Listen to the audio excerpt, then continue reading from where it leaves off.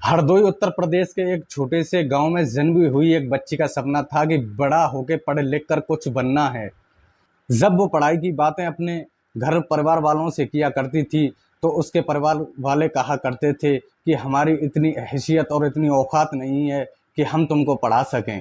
वो लड़की पढ़ाई को लेकर काफ़ी चिंतित थी, लेकिन करती भी तो क्या करती, घर वालों की मजबूरी थी।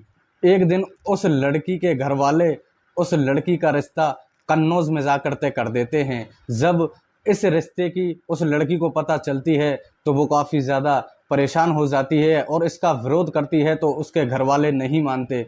फिर कुछ रिश्तेदार भी उनके घर आ जाते हैं, लड़की को काफ़ी समझाया जाता है। लड़की घर परिवार वालों और रिश्तेदारों के दबाव में आ जाती है और वो कन्नौज में रहने वाले एक व्यक्ति से शादी कर लेती है। शादी करने के बाद कुछ समय तक तो ठीक था, लेकिन कुछ समय बाद दोनों पति पत्नी में आपस में छोटी छोटी बातों को लेकर विवाद शुरू होने लग जाता है। वो जैसे तैसे करके अपना समय काटती है। इसी दौरान उनके एक लड़का भी पैदा हो जाता है। कुछ समय गुजरने के बाद उस लड़की और उसके पति में कुछ बात को लेकर कहासुनी हो जाती है। कहासुनी इतनी हो जाती है कि उस लड़की का पति उस लड़की को धक्के मारकर घर से बाहर कर देता है। जब लड़की अपने परिवार वालों से आप बीती सुनाती है तो उसके परिवार वाले कहते हैं कि हमने तुम्हारी शादी कर दी, अब तुमको वहीं रहना है, वहीं जीना है और वहीं मरना है। वो लड़की सोच लेती है कि जब मेरे घर परिवार वाले ही मेरा साथ नहीं दे रहे तो मैं क्या करूं। वो लड़की वहाँ से निकलकर शाहजहाँपुर उत्तर प्रदेश आ जाती है। वहाँ वो कुछ छोटा मोटा काम किया करती थी। इसी दौरान उसकी एक महिला से मुलाकात होती है। उस महिला से उसकी दोस्ती हो जाती है।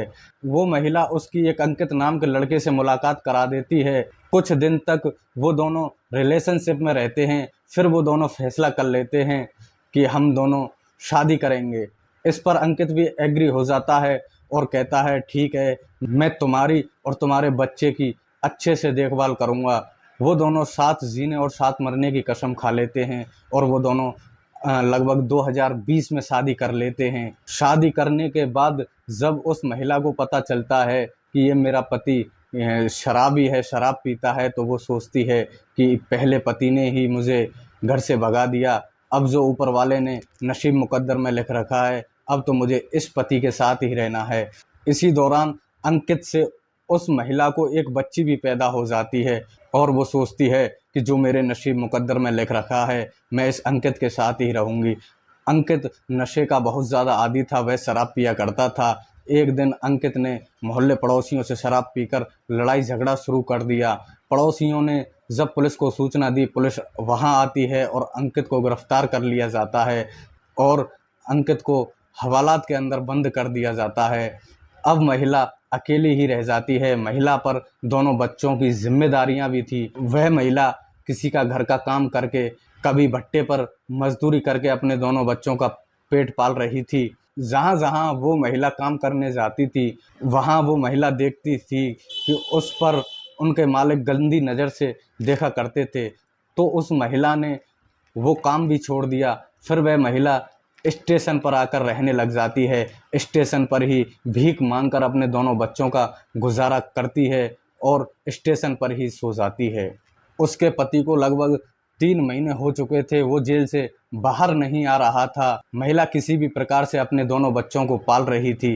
30 अगस्त बुधवार की रात वो महिला अपने दोनों बच्चों के साथ सो रही थी। तभी उस महिला को रात में होश होता है और वह अपनी बेटी जो कि 8 महीने की थी उसको दूध पिलाकर वापस सो जाती है। उस महिला की आंख लग जाती हैं। करीब 3 बजे एक व्यक्ति आता है, उस महिला की बच्ची को उठाकर ले जाने लग जाता है। तभी वह बच्ची ज़ोर ज़ोर से चिल्लाने लग जाती है।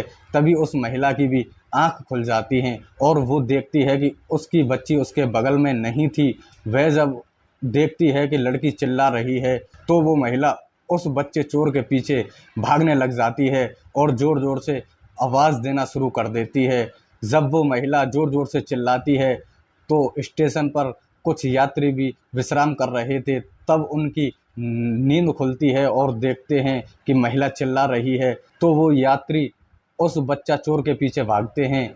उस बच्चा चोर भागता हुआ जब देखता है कि मेरे पीछे कुछ लोग पड़े हुए हैं, तो वो बच्चा चोर उस बच्ची को दोनों पैरों की तरफ से पकड़कर ज़मीन में उसका सिर मार देता है, जिससे वो 8 महीने की बच्ची काफ़ी ज़्यादा चोटिल हो जाती है। तभी उस बच्चा चोर को लोग पकड़ लेते हैं और उसकी जमकर धुनाई कर देते हैं।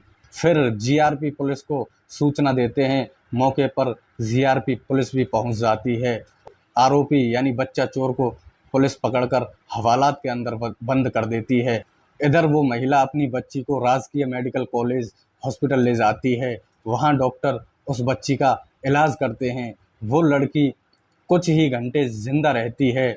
लगभग 31 अगस्त सुबह 6 बजे वो मासूम बच्ची अपनी दम तोड़ देती है।